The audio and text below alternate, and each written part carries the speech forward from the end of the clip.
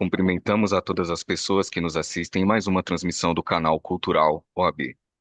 As perguntas poderão ser feitas aos nossos palestrantes por meio do chat. A palestra de hoje é promovida pela Comissão de Propriedade Intelectual, que falará sobre o tema Monetização e Função de Marca. Temos a satisfação de receber a doutora Beatriz Rangel, que é advogada e coordenadora do Núcleo de Sinais Distintivos da Comissão de Propriedade Intelectual da OAB São Paulo. Doutora, seja muito bem-vinda. A palavra é sua. Obrigada, Iago. Bom dia a todos, tudo bem? Boa quinta-feira para todo mundo. Obrigada a todos que estão aqui participando. E hoje vamos falar sobre monetização e função de marca. Nesse webinar, vamos discutir. Desculpa. Nesse webinar, a gente vai discutir como as marcas podem deixar de ser apenas proteção jurídica e se tornar ativos de geração de valor, posicionamento e receita. E para isso, eu conto com a participação de dois profissionais altamente gabaritados que aceitaram aqui a missão desse convite, dessa aventura.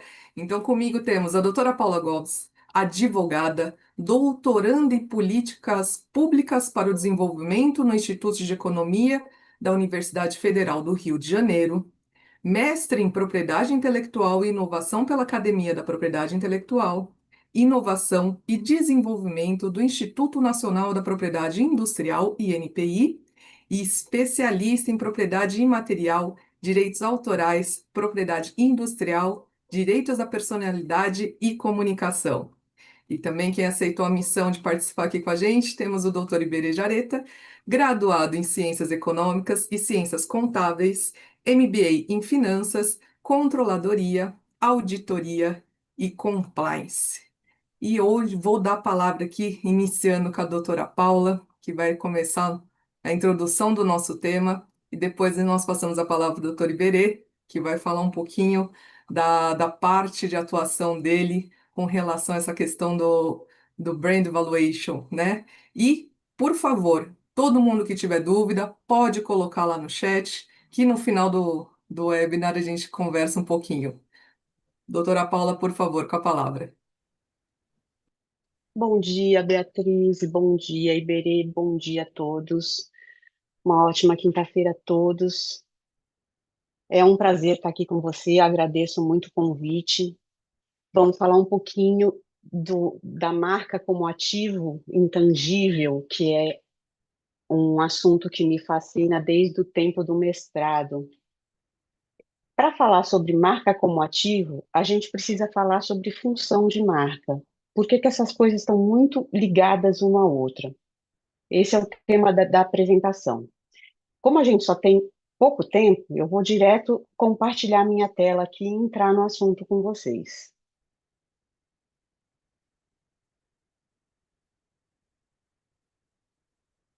Entrou para vocês a tela? Entrou Então vamos sim. lá. Nós vamos falar da função de marca, a marca como identificação e vantagem competitiva para chegar na monetização, que é o assunto que vai ser melhor explorado pelo Iberê.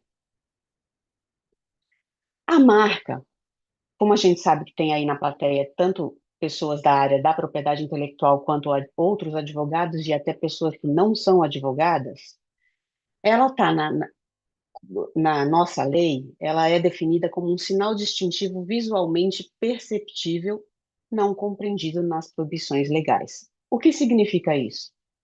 Diferentemente do nome empresarial, a marca ela tem que ser um sinal distintivo visualmente perceptível. Ela pode ser equivalente ao nome empresarial ou não. Tem empresas que usam o próprio nome empresarial, tem empresas que usam o nome empresarial acompanhado de uma figura, tem empresas que usam algum nome completamente diferente.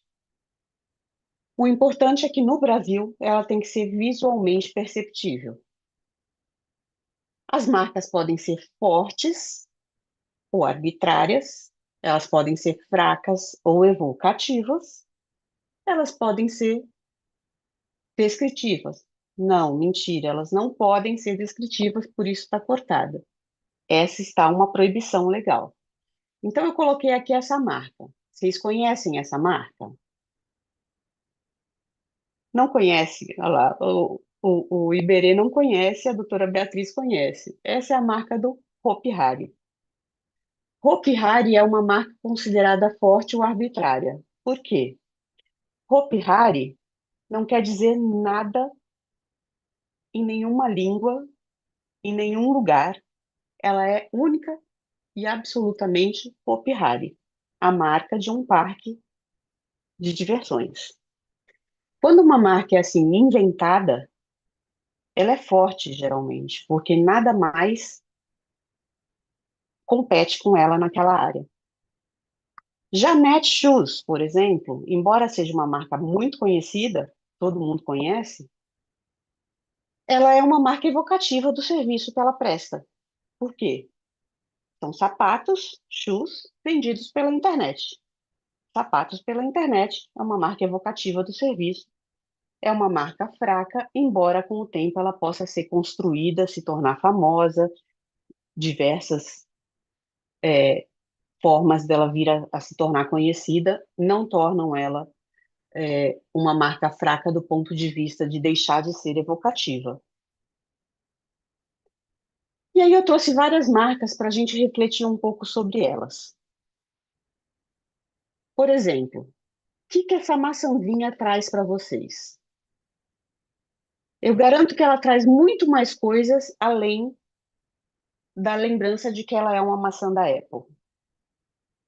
Ela traz, é, a gente sabe de imediato que ela é da Apple, de imediato que ela trabalha com tecnologia, mas ela também traz a lembrança de design, sofisticação, coisas caras, pessoas que gostam de ser diferentes, assim, no sentido de estarem na frente, de serem ligadas a tecnologias de ponta. Ela traz uma série de sentimentos diferentes junto com ela. A mesma coisa Dove. Quem usa Dove não usa coisas caras, mas usa coisas ligadas a ser como são, coisas ligadas a admitir pessoas de todas as naturezas, de todas as cores, de todos os tamanhos, belezas de todas as formas, não são modelos padrões. Tudo isso está impregnado nessa marquinha aqui. E Nestlé? Quando a gente olha para Nestlé, nossa, gente, tem muita coisa gostosa, mas a gente sabe que é coisa de qualidade, é coisa tradicional. Todas essas marcas aqui carregam uma série de valores com ela, uma série de significados que vão além do produto que elas marcam. A Nike, a Red Bull, a gente já consegue puxar uma série de propagandas. A Coca-Cola, então, nem se fala. A gente lembra de personagens, de ursos polares, de Papai Noel, de várias histórias e comerciais. Tudo isso tem a ver com como a marca é trabalhada e com várias das funções de marca. Aí a gente pensa, puxa, mas a função da marca não era só marcar o produto? E aí a gente começa a perceber que não, não é só marcar o produto. Então a gente vem para esse sinal aqui, ó. Esse triângulo, ele representa o que seria a marca num estágio 1. Esse é um triângulo conhecido pela semiótica, pela semiologia. Ele é um triângulo que fala do sinal, né, o símbolo, o significado e o produto ou serviço. Quando aplicado à marca, esse sinal semiótico, ele significa a marca em estágio 1. Aqui eu tenho o símbolo da marca, o significado que ela emprega e o produto que ela está ligado. Então, voltando um pouco aqui na... Opa, não consigo voltar. Só vai para frente, não vai para trás. Assim. Foi para trás? Foi. Voltando aqui, então, assim, Red Bull, por exemplo, o sinal é esse nome com os dois touros. O significado é uma marca que tem um nome, dois touros, e significa um vínculo jurídico do desenho com a empresa. E o produto é um energético. Isso aqui é um estágio 1 da marca. Nesse estágio 1, que é essa representação 1, ela tem uma função de origem, que é indicada onde vem aquele produto, tem uma função distintiva, que é uma função que distingue ele dos outros produtos que estão na prateleiras, tem uma função econômica e tem uma função indicativa de qualidade. Vamos falar um pouquinho dessas funções. A função de origem é bastante simples. Você sabe de onde vem aquele produto. Hoje em dia, essa função de origem, ela é relativizada no sentido de que a marca pode ser vendida. Então, ela não significa que ela vem sempre da mesma empresa. Ela vem sempre daquela origem. Ela é ligada, o Red Bull é ligado àquele produto, não àquela empresa. Aquele produto é ligado àquela marca. É uma origem marcária, não é uma origem empresarial. Ele é distinto de outros produtos. Essa distintividade, alguns doutrinadores costumam dizer que é a razão de ser da própria marca.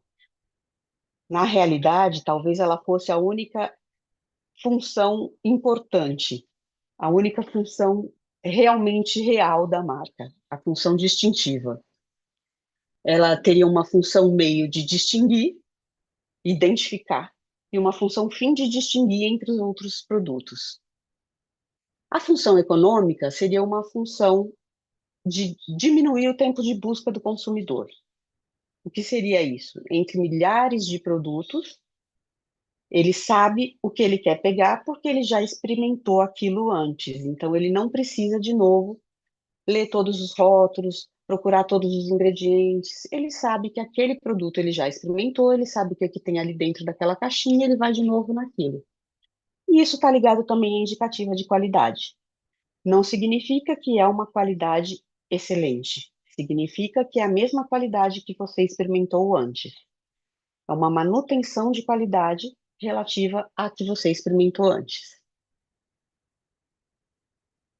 A função legal da marca, portanto, ela está ligada, segundo a nossa LPI, no artigo 123, a essa representação número 1, que é uma função de origem distintiva e indicativa de qualidade. É uma distintividade no espaço concorrencial, é uma distintividade representativa desse triângulo de marca, que tem significado, significante e produto. As demais funções, elas vão vir, aqui eu estou falando da função econômica naquele produto. Essa racionalidade, essa função de marca dentro do sistema legal, ela leva em conta a concorrência e a percepção do consumidor. O titular, ele está ali pequenininho, ele não é o mais importante. A racionalidade do sistema de proteção, ela está buscando proteger a concorrência e a percepção do consumidor. Isso é muito importante quando a gente vai proteger a marca. Se você tem uma marca em estágio 1, a sua linha de raciocínio para evocar proteção, ela tem que bater exatamente nessas coisas. Como é que o consumidor percebe a marca? Como é que isso afeta a concorrência? Porque é aí que está a racionalidade do sistema de proteção. Aí vem um empresário e começa a investir em publicidade. Ele começa a regar ali para o crescimento da marca, investir. E aí, o significado e o sinal vão ficando maiores em detrimento do produto e do serviço.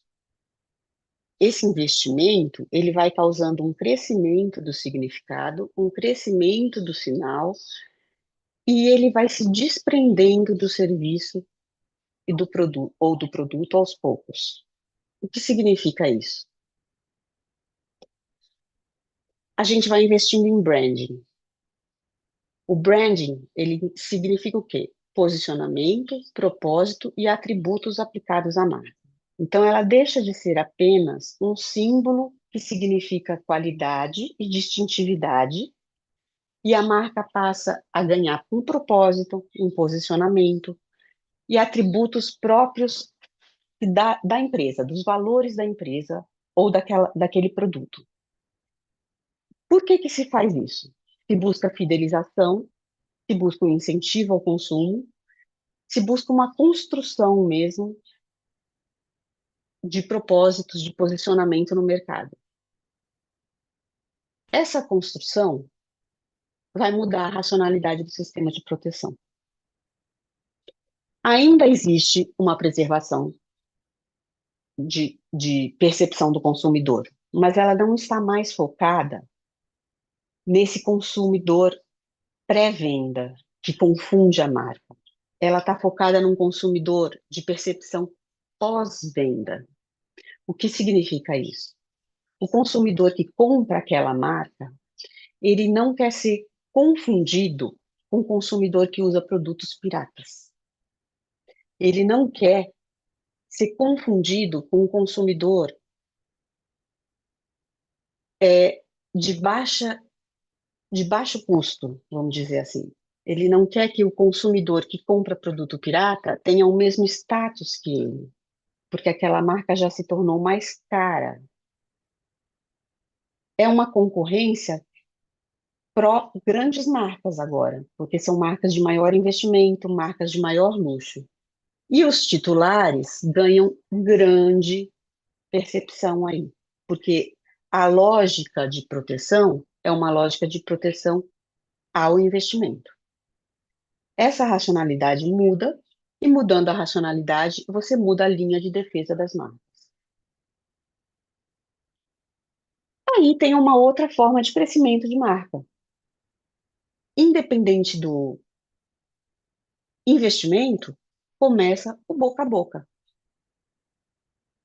A marca ganha significado também não apenas com os atributos que o empresário lhe atribui, que os publicitários lhe atribuem. O público se apodera da marca. O público começa a falar da marca, começa a se expressar através da marca.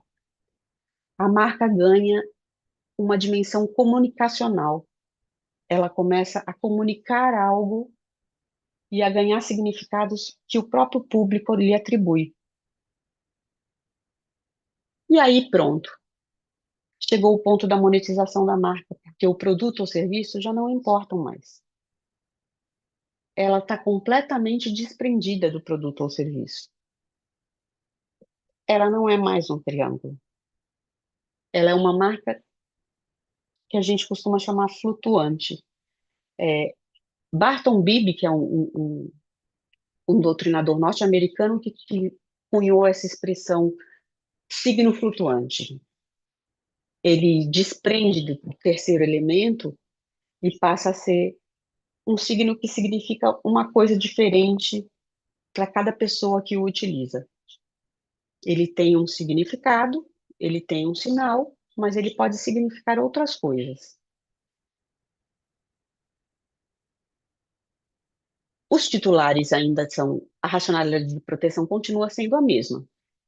Ela tem uma preservação de consumo pós-venda, ela tem uma concorrência por grandes marcas e os titulares têm uma proteção de investimento. Mas as funções de marcas podem estar bastante alteradas. E aí eu vou voltar naquele slide de função de marca para falar um pouquinho sobre essas outras funções de marcas das representações 2 e 3. A função publicitária, ela estabeleceu um diálogo da marca com o consumidor. Esse diálogo da marca com o consumidor atribuiu valores, cultura e atributos para a marca. Ele criou uma personalidade de marca. Essa personalidade de marca criou uma função reputacional para a marca. Essa reputação de marca, ela deu à marca a possibilidade de exportar essa marca, vamos dizer assim.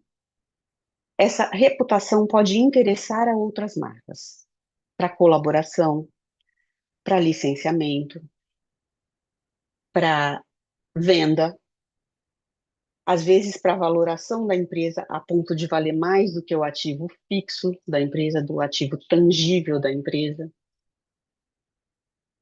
A função comunicacional, o público que lhe dá. Como é que é isso? O público passa a se comunicar pela marca. Por exemplo, quando eu uso uma bolsa da Louis Vuitton, eu quero dizer que eu sou chique. A Louis Vuitton colocou ali vários valores dentro daquela bolsa, mas especialmente valores que dizem, olha, eu custo muito caro, eu sou para poucos, eu só vendo mediante registro. E eu, quando compro essa bolsa, eu quero dizer, olha, eu posso comprar uma bolsa cara, eu gosto de me expressar através de produtos caros, eu tenho acesso a coisas caras. E quando eu quero evitar a pirataria, eu não quero ser confundida com quem usa produtos piratas. Por isso eu falo naquela preocupação da percepção do consumidor no pós-venda e não no pré-venda. Porque eu, enquanto consumidor, tenho plena consciência de que uma bolsa da Louis Vuitton não custa R$ 500, não custa R$ 1.000. Enquanto consumidor da Louis Vuitton, eu tenho plena consciência disso. Mas eu não quero ser confundida com aquele que compra a bolsa por R$ 500. Então, é um outro raciocínio. Já a função referencial, ela vai ficar lá nos cuidados especiais, porque a função referencial, ela faz parte da função comunicacional, mas ela já é um cuidado que pode tomar. A função referencial, ela pode acabar desaguando numa diluição de marca, na medida em que a marca vira referência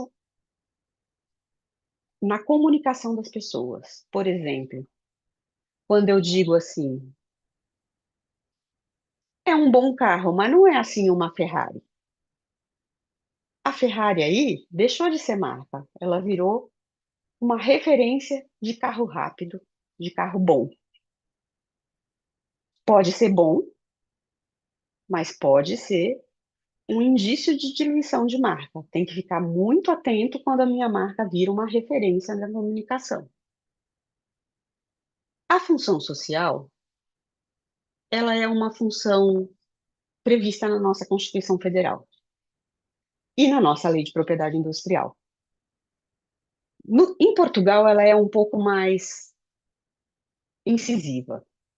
No Brasil, a gente tem a função social desenhada, por exemplo, pelo Instituto da Caducidade. Nós não podemos tirar do dicionário brasileiro uma expressão, conceder com exclusividade a uma pessoa e essa pessoa não usar, por exemplo,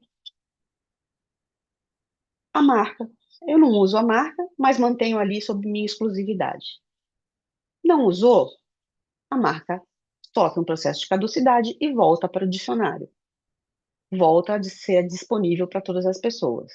Então, a função social da marca ela fica restrita à caducidade aí no Brasil. Em Portugal, isso é um pouco mais rígido, vamos dizer assim. E a função cultural, ela pode ser expressa de forma. Existem duas formas de expressão da função cultural. David Acker, que é um importante personagem do branding, ele fala que o marketing cultural é o que faz a Coca-Cola sobreviver. Ela insere a propaganda da Coca-Cola em todos os nichos culturais que aparecem. Então, se você está com algum assunto em voga, a Coca-Cola vai lá e insere uma propaganda que toca aquele assunto de maneira sutil, de forma que em todas as janelas culturais, desde 1950, a Coca-Cola está inserida. Isso é uma coisa boa. Porém, quando o público se apossa da cultura para expressar através de uma marca, há um risco de diluição da marca também. Então, o público se aposta da Coca-Cola para se expressar como um protesto à cultura americana, por exemplo. É um risco. Então, existem os dois lados da função cultural, quando ela é uma cultura de branding ou quando ela é uma expressão cultural do povo.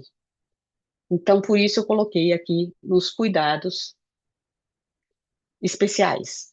As funções reputacional e comunicacional podem preservar o brand construído pela marca.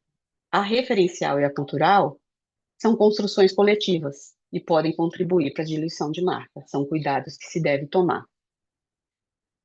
A monetização da marca vai permitir aí cessão, licenciamento, colaboração, a transformação da marca num ativo intangível. Não que ela já não seja, ela é desde o princípio, mas o ativo intangível realmente valoroso, ele é feito a partir da monetização. A marca, quando em estágio inicial, ela é apenas um elemento diferenciador e ela pode se transformar, inclusive, num regime de apropriabilidade de mercado, que em economia é conhecido como uma das formas de dominação de mercado, porque quando a marca é realmente forte, às vezes só o fato de você estar com ela no mercado, seja qual for o produto, você rouba a possibilidade de outros entrantes no mercado. E aí eu coloquei aqui algumas formas de expressão de marca só para a gente discutir um pouco. Por exemplo, aqui a gente tem um leite com personagens da Marvel, com super-heróis, brinquedos da Disney, curativos da Disney, produtos de higiene da Disney. Aliás, a Disney é campeã de licenciamentos, as marcas dela vão para todo canto. Harry Potter é outro campeão de licenciamento para crianças e para adultos. Rock in Rio, um festival de música, quem diria, também tem recordes de licenciamento de marca. Outro que eu achei muito curioso, o que que uma bolacha Oreo está fazendo numa Havaiana? É uma collab também, no mínimo, curiosa. Por que que as pessoas comprariam um chinelo com uma bolacha Oreo? Mas para você ver como a marca, às vezes, extrapola os limites. A bolacha foi parar numa Havaiana e as pessoas compram uma Havaiana com a Oreo. Os times de futebol, que tem uma gama de marcas absurdamente grandes. A Hello Kitty também avançou para todas as áreas. Enfim, as possibilidades de monetização de marcas são gigantescas. E como você chega nesse valor de marca e como você pode explorar isso monetariamente, eu vou deixar para o Iberê explorar com vocês. Obrigada e fico à disposição para esclarecer as dúvidas. Muito obrigada, Paula. Foi assim uma explicação muito boa, uma introdução ótima, realmente, né? E se a gente for pensar também no papel hoje em dia das redes sociais, a gente tem que tomar muito cuidado com relação à diluição dessas marcas, né? Por conta da reputação e tudo mais. Mas foi ótimo. Eu vou passar agora a palavra para o Iberê. Iberê, por favor, compartilha para a gente agora a sua visão como analista aí de marcas aí da parte de consultoria, valuation e tudo mais. Obrigado, doutora Beatriz, obrigado, doutora Paula, pela belíssima introdução. Eu fico contente já de início de perceber que o mesmo tema, sob diferentes perspectivas, é claro que a gente aqui não está limitando as perspectivas jurídicas ou contábeis ou de avaliação, o que quer que seja, mas de fato a conexão dos pontos, ela tem muita coisa em comum e é dentro desse aspecto que eu quero abordar um pouco aqui, aspectos de avaliação, valor de marca e de contabilidade, né? E inicialmente já agradeço o convite feito à Tática Auditores e consultores que eu posso representar nesse momento, então quero agora, a partir de agora, contribuir com essa perspectiva contábil e econômica a partir da introdução feita pela doutora Paula, né? Então, ela muito bem mencionou lá atrás a questão da marca, nome comercial e geração de valor. E separou muito bem esses dois conceitos, porque muitas vezes eles aparecem juntos, mas têm funções diferentes, a marca e o nome comercial, né? Quando a gente fala em marca, a gente está falando daquilo que permite ao mercado identificar um produto ou serviço e associá-lo a determinados atributos, confiança, qualidade, reputação, lembrança, e é a marca que muitas vezes faz o consumidor escolher entre dois produtos semelhantes. Já o nome comercial, ele identifica a própria empresa perante ao mercado, perante clientes, fornecedores, instituições em geral. Então, na prática, eles podem atuar juntos, mas economicamente, marca e nome comercial, elas podem gerar valor de forma separada. Uma marca pode, por exemplo, ser licenciada independentemente da empresa que a utiliza. Isso já foi explorado aqui pela doutora Paula, mas esse é o ponto que eu julgo que é interessante, que as perspectivas se complementam de uma forma bastante natural. E o nome empresarial, ele pode, por exemplo, facilitar crédito, negociação e abertura de mercado. E essa distinção é importante porque ela ajuda a entender o próximo ponto. Então, eu ressaltei essa distinção novamente porque ela ajuda a entender esse próximo ponto que a gente vai abordar agora. Nem tudo aquilo que gera valor econômico necessariamente aparece no balanço. E aí são as características da contabilidade, né? E assim como no direito, a contabilidade ela é regida especialmente por leis e normas. Em quase todo o tema, praticamente todo o tema, a gente tem uma norma que deve ser observada para refletir ao leitor da demonstração financeira informações quantitativas e qualitativas no melhor aspecto possível. Então é aqui que entra a lógica contábil. Dentro dessas normas, nós temos o Comitê de Pronunciamento Contábeis no Brasil, que é o órgão responsável pela emissão dessas normativas, e a gente tem o pronunciamento 04, conhecido como CPC 04, que trata do ativo intangível. E esse pronunciamento ele estabelece que um ativo intangível, porque a marca é um ativo intangível, ele só pode ser reconhecido contabilmente quando ele atende a 3 quesitos.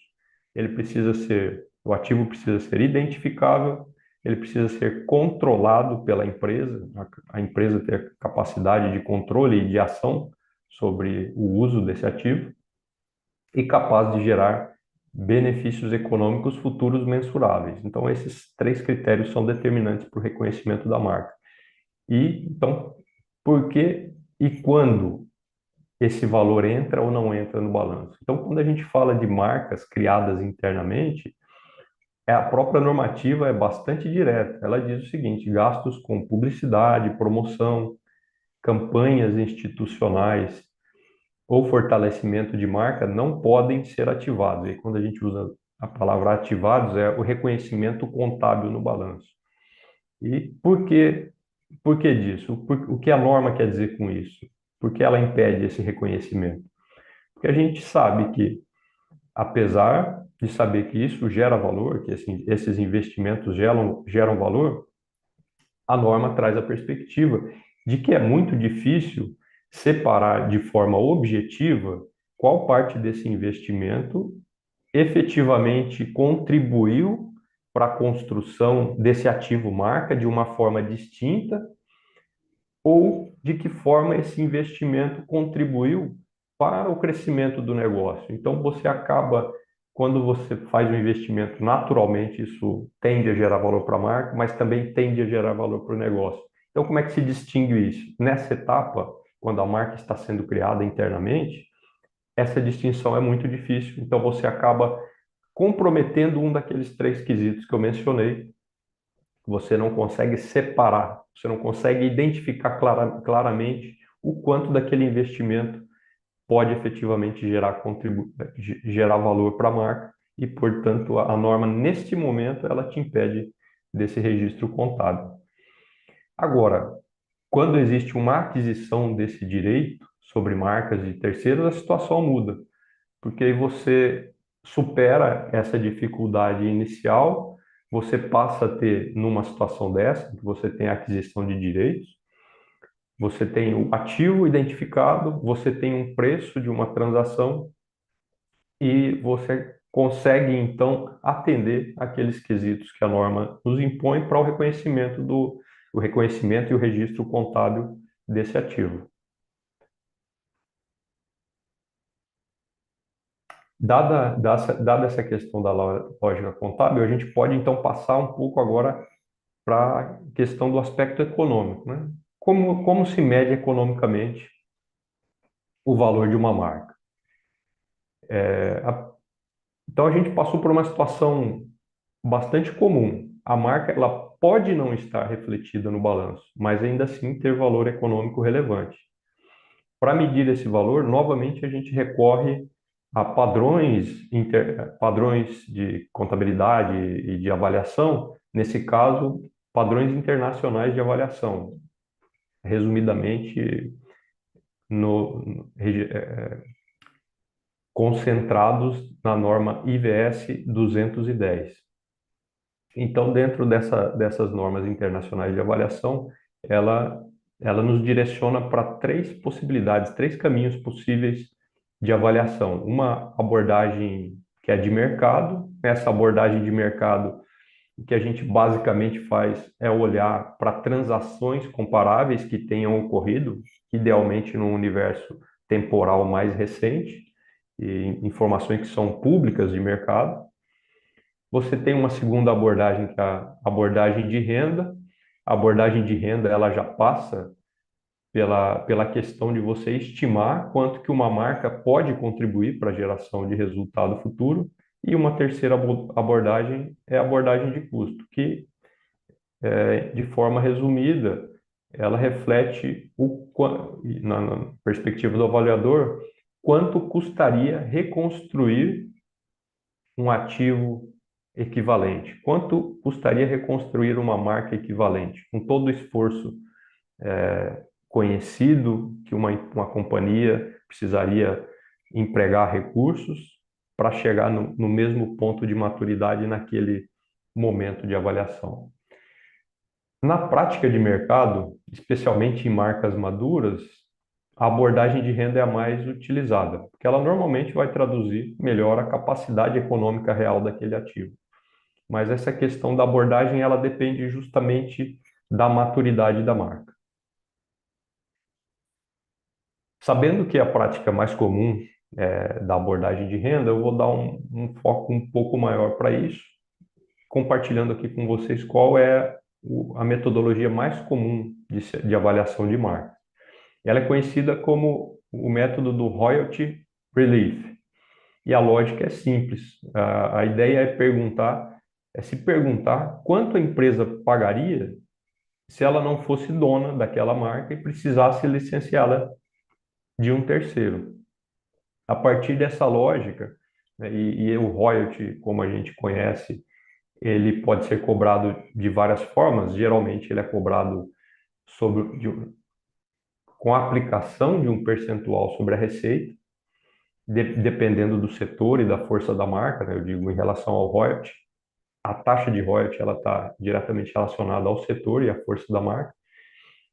E a forma de cobrança tem, então, sobre a receita, como a gente mencionou, pode ser a receita bruta ou a receita líquida.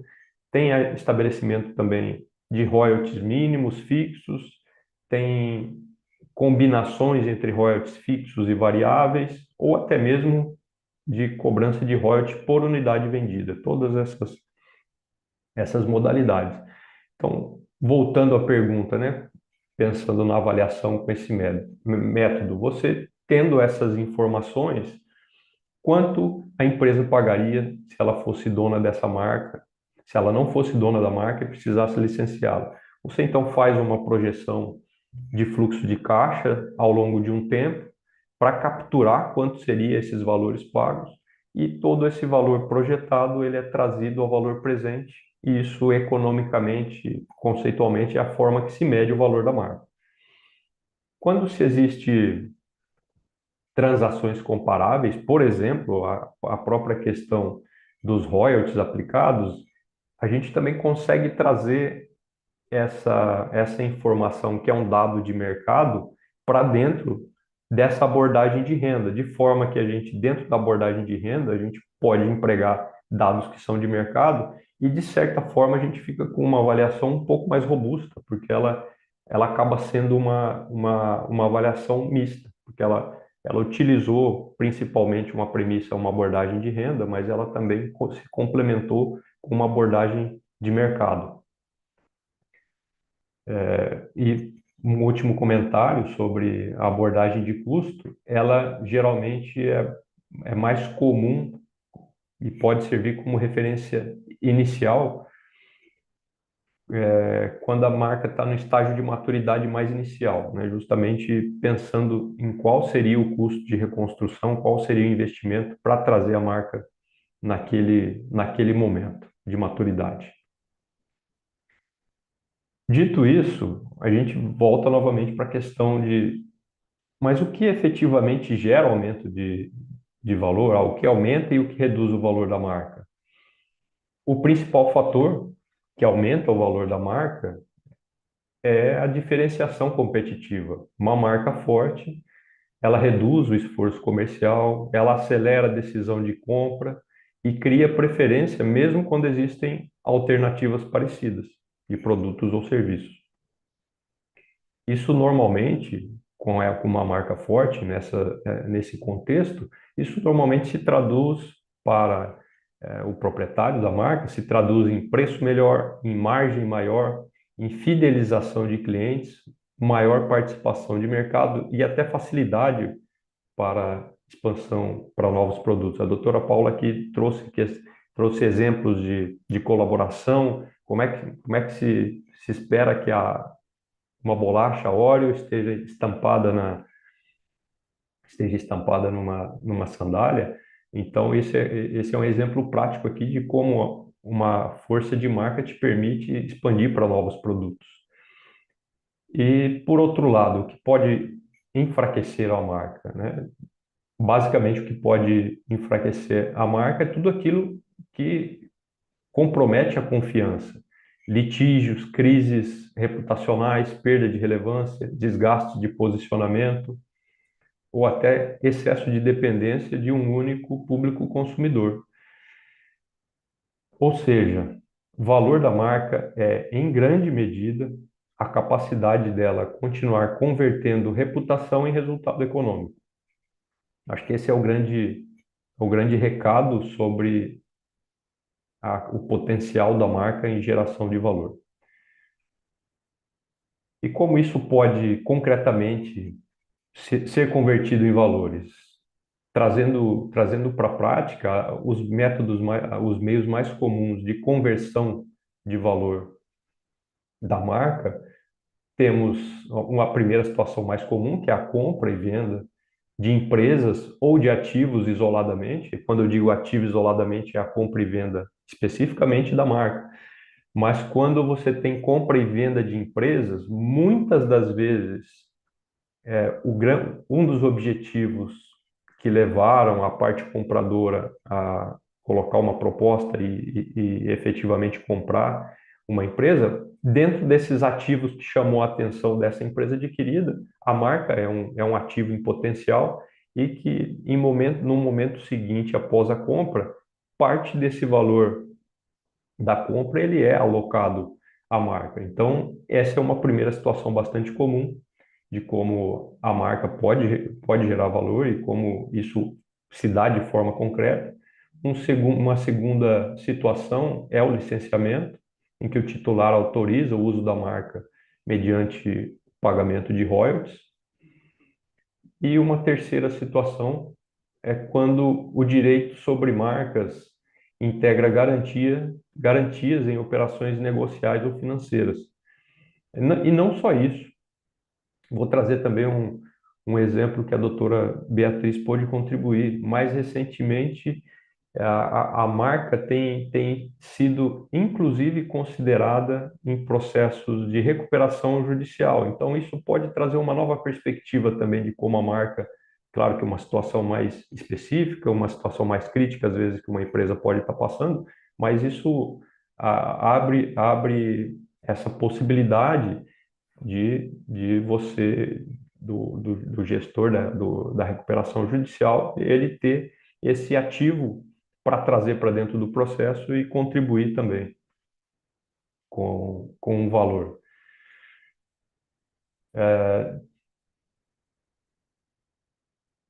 Bom, passamos então pela marca com ativo intangível no balanço, que ela pode ou não estar registrada no balanço, os métodos de avaliação, o que aumenta e o que reduz o valor da marca, exemplos práticos e mais comuns de como a monetização da marca pode ocorrer. Então, com isso, a gente pode fazer um resumo e uma ideia central sobre essa perspectiva econômica da marca. Porque a marca muitas vezes não aparece integralmente no balanço, mas isso não significa de forma alguma ausência de valor. E, na verdade, em muitos negócios, ela representa uma parcela relevante da capacidade da geração de resultados. Por isso, a análise da marca exige sempre integrar ao menos três dimensões: a proteção jurídica, o tratamento contábil e também a capacidade econômica de geração de benefícios futuros.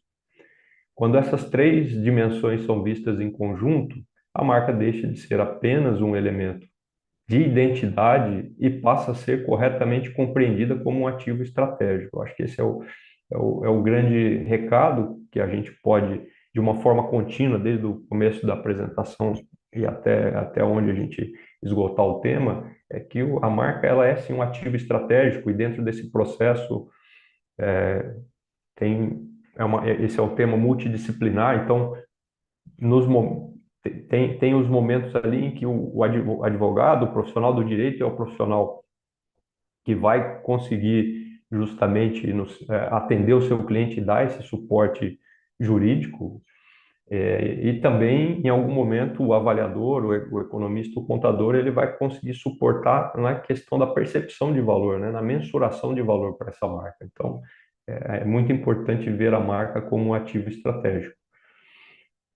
De uma forma geral, era essa a contribuição que eu pretendia dar em relação à questão de valores de marca. E, novamente, agradeço a oportunidade, doutora Beatriz e Paula. Devolvo a palavra para vocês. Nossa, Iberê, que aula também, foi excelente.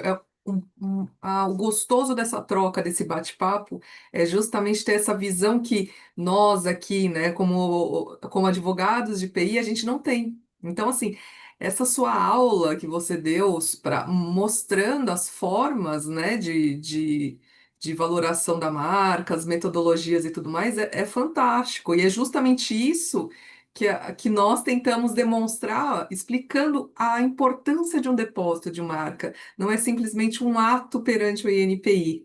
Tem muita coisa atrás disso, né? E esse ponto que você colocou, que dentro de uma recuperação judicial, né, você pode usar esse ativo. E a gente tem dois casos, né, que ainda está em recuperação judicial, na verdade, é extrajudicial, né? Que é o caso da GPA e a Raizen. Então, assim, seria efetivamente um caso a ser estudado, né? Poxa, será que eles não têm um ativo ali que eles podem ajudar nessa parte, né? É uma coisa muito interessante que a gente pode acabar pensando. E realmente, quem não atua ali no dia a dia acaba passando batido. Uma marca tem o seu valor, né? E ela poderia ajudar justamente para sair de uma situação como essa. Achei fantástico. Aqui a gente tem uma pergunta aqui do público, tá? Eu vou passar a pergunta para vocês. A pergunta é da Lourdes Donadio, especificamente para a doutora Paula. Doutora Paula, atualmente, a construção da marca ocorre cada vez mais rápido no digital. qual é o maior erro estratégico empresarial ao não proteger sua marca e quais os riscos isso gera no médio e longo prazo?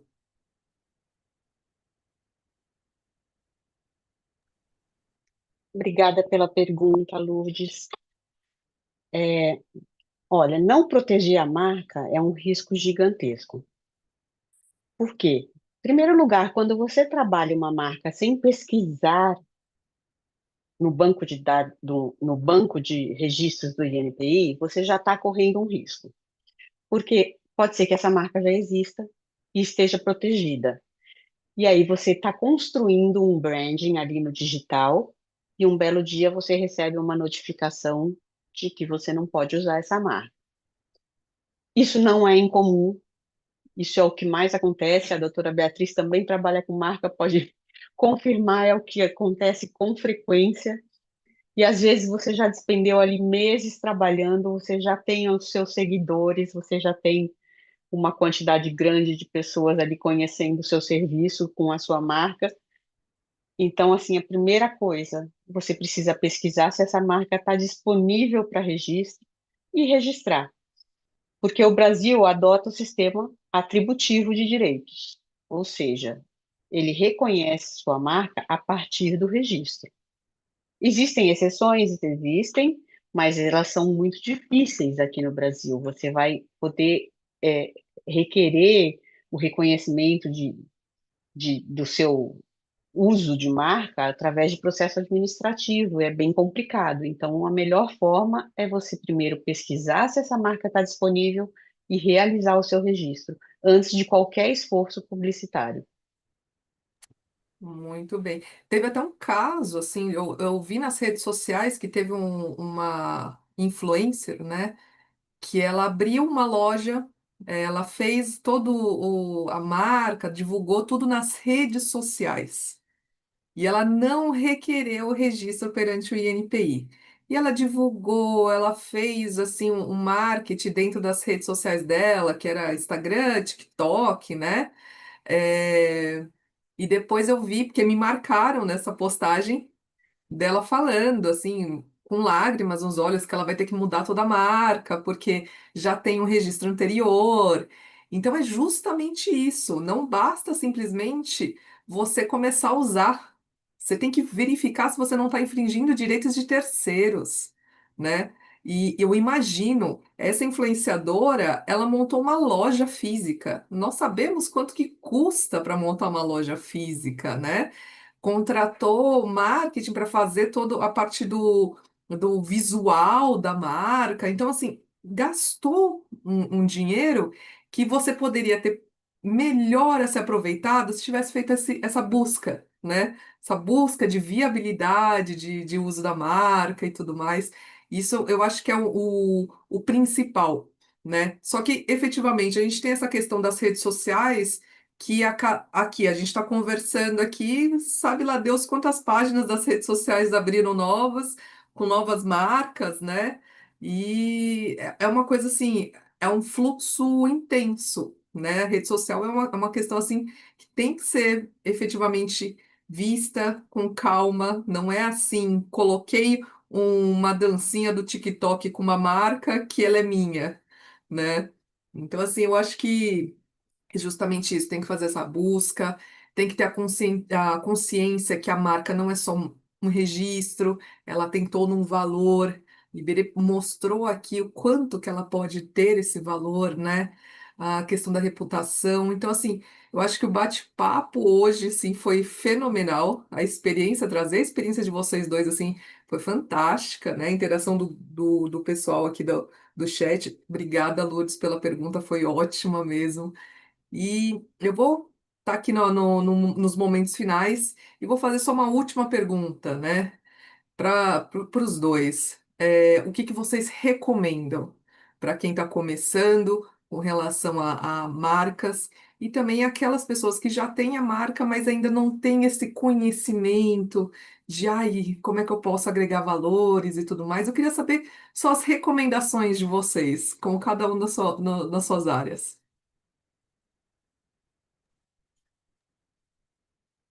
Bom, Beatriz, Acho que a primeira recomendação, a pergunta da Lourdes me fez pensar nisso, é que tudo que nós falamos é de marca registrada. Então, tudo isso vale para marca registrada, porque você falou aí da influencer, e eu lembrei que eu tive um cliente que ele desfilou na Fashion Week sem registrar a marca, e depois ele foi registrar, já tinha a marca registrada. Era uma boutique de interior, pequenininha, e ele queria brigar porque ele era grande e tinha desfilado na Fashion Week, e eu falei, sinto muito, a marca dela tem 3 anos que já está registrada, né? Então, assim, não é a fama que vai te dar a marca. Então, o registro é necessário. Você precisa começar certo. Você pode começar grande, pequeno, médio, mas você precisa começar certo. Então, não importa o passo que você vai dar, você precisa começar certo. E cuidar da marca. A marca, hoje em dia, ela precisa, ela vale muito mais do que qualquer outro ativo tangível. Isso é fato. E tende a crescer, porque hoje em dia o mundo é digital e o mundo é comunicacional. Então, a tendência é que as marcas valham cada vez mais, porque você precisa se diferenciar no mundo. Só que elas precisam de cuidado, porque da mesma forma que elas crescem, elas perdem valor. Então, uma assessoria de marcas hoje em dia não é luxo, tanto do ponto de vista publicitário quanto do ponto de vista jurídico e contábil. Uma assessoria de marcas hoje é essencial. E eu não estou falando isso porque eu tenho escritório, não. Porque eu só tenho escritório jurídico, mas o contábil e o publicitário são igualmente importantes. É extremamente necessário hoje você contar com uma assessoria especializada. Se eu puder complementar a doutora Paula, eu me recordei das palavras de um professor de uma pós-graduação, que ele, de forma resumida, dizia: faz o certo que dá certo. E é basicamente o que a doutora Paula começou a dizer. E eu, na minha perspectiva, é claro que a gente está falando de marca, mas eu vejo muito que a, quando você olha as grandes marcas, as marcas fortes, ou mesmo marcas que nascem, que começam bem e que a gente consegue enxergar potencial, quase sempre a gente olha a marca, eu diria que ela é o resultado de muita coisa por trás. É um empreendedor que sabe onde ele está investindo, que público ele vai atender, ele sabe qual é a necessidade daquele mercado consumidor e ele procura fazer isso de uma forma bastante completa, né? Trazendo aspectos jurídicos, mas também gerindo o negócio de uma forma a atender ali os melhores princípios de práticas financeiras, porque um negócio bem gerido, com propósito, e que do outro lado encontre mercado e público consumidor percebendo o valor e identificação no negócio, a marca ela tende a ganhar seu espaço naturalmente, em algum momento ela vai se valorizar. Então, eu vejo que o empreendedor ele precisa estar atento a tudo isso, a boas práticas de gestão, mas também ter uma boa assessoria jurídica ali para entender a importância, e a gente trouxe aqui com bastante riqueza casos práticos de positivos e negativos, de que o que se faz e o que não se faz e como isso pode se desdobrar.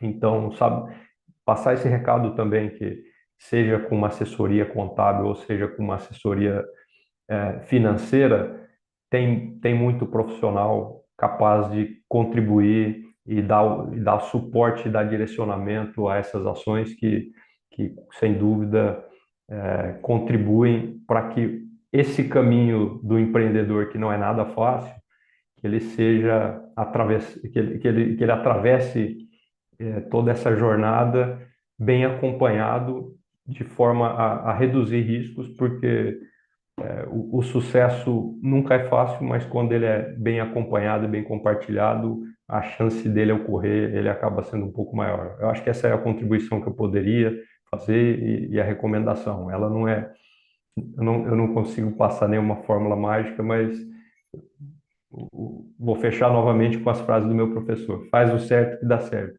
Procure profissionais que estejam genuinamente interessados em contribuir, em participar e dar conselhos para que as melhores decisões sejam tomadas. Acho que essa seria a minha recomendação. Obrigada, pessoal. Então, eu agradeço muito a participação de vocês, que eu agradeço à OAB São Paulo, agradeço à Comissão Especial da Propriedade Intelectual da OAB de São Paulo, e principalmente aos palestrantes que aceitaram essa missão, né? A audiência, toda a equipe técnica. E convido a todos a seguir a gente nas redes sociais também, tanto da Tática quanto da Comissão da Propriedade Intelectual, tá? Que a gente sempre tem novidades, questões interessantes aqui sobre o mundo. Novamente, muito obrigada, o Iago, que esteve aqui na parte técnica, dando todo o suporte aqui para gente. E eu conto com vocês para os próximos webinars. Muito bom, muito obrigada. Bom dia. Aproveitem aí o finalzinho da semana, restinho da quinta, sexta e a gente se vê por aí. Obrigada, pessoal. Obrigado, um abraço a todos. Obrigada, boa tarde para vocês.